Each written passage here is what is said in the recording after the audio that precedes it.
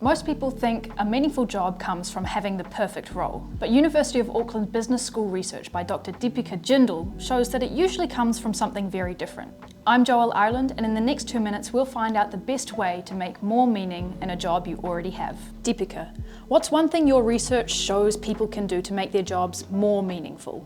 In my PhD research, I came across this concept called job crafting. Job crafting is all about proactive behaviors that employees do to unlock meaningfulness out of their roles. And these could be micro changes related to how they reframe their tasks, their relationships, or even repurpose what the role means to them. If someone's role isn't perfect, but they haven't found the next one yet, what's an example of a micro change they could try in the short term to improve their enjoyment at work? In that situation, try to shift your attention from your tasks to people. Is there some way you can have more meaningful relationships? Perhaps you could seek out a mentoring relationship, or you could try to collaborate with somebody who is in a different department. It is about looking at the different aspects of your role and saying, what is it?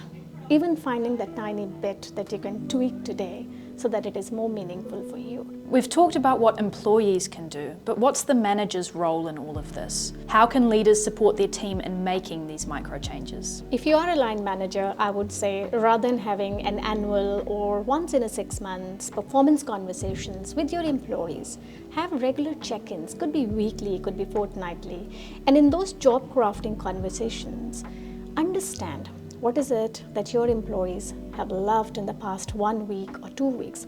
And what is it that they have absolutely hated? Because in those moments of conversations, you can actually help them understand their strengths, their passions, and how to make the role fit to who they are.